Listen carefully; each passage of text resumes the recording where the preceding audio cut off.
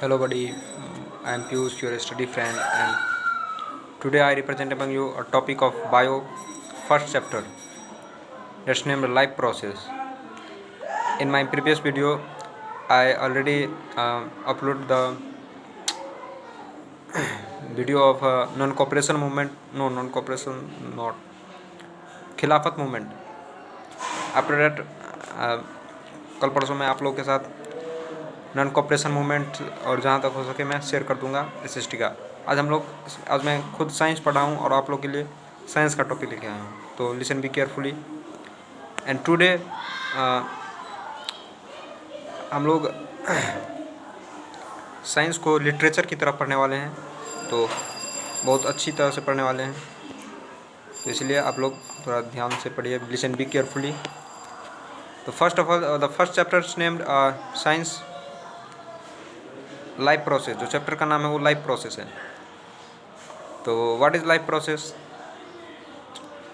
All the process which are essential for sustain our life is called life process.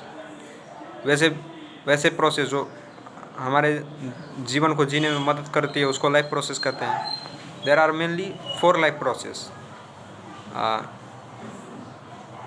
मतलब process तो हम सभी हमारे जीवन को जीने में मदद करती है, लेकिन मेन जो हमारे बॉडी में है वो 4 प्रोसेस हैं।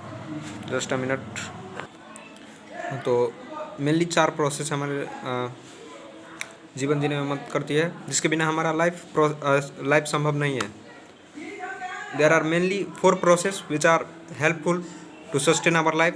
Without these 4 process our life is never be possible. तो what is this process?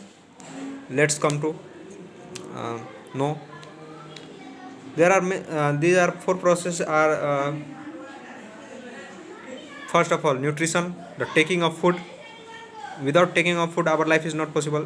After that respiration, utilizing of food and form energy.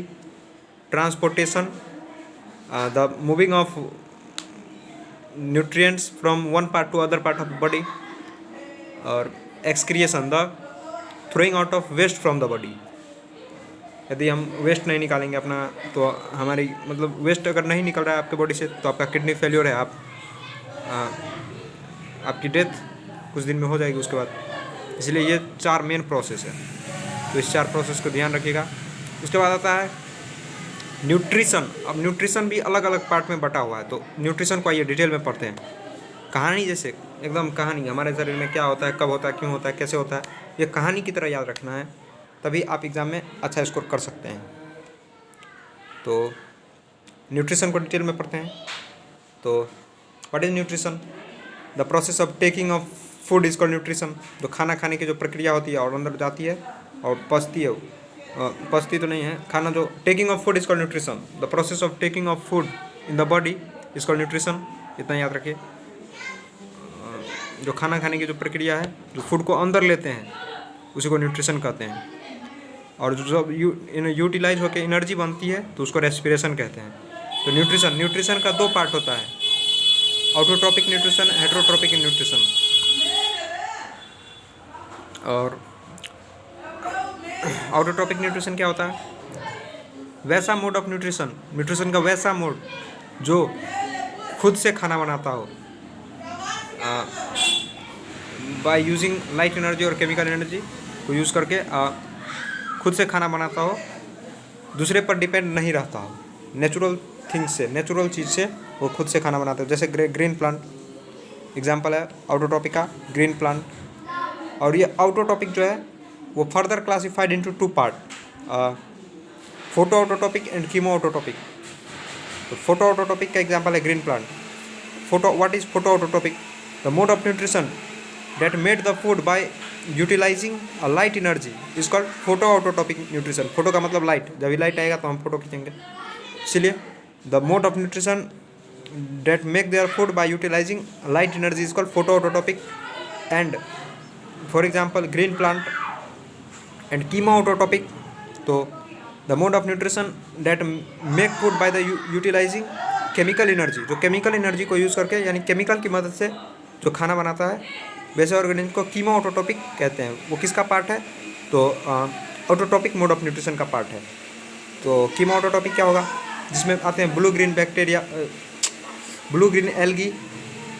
उसके बाद आते हैं साइनोबैक्टीरिया, शायद उसी को कहते हैं साइनोबैक्टीरिया, ये एग्जाम्पल हो गए। पर्पल सर्फल बैक्टीरिया, ये एग्जाम्पल हो गए कीमोटोटोपिका। उसके बाद आता है, क्या आता है, जस्ट अ मिनट,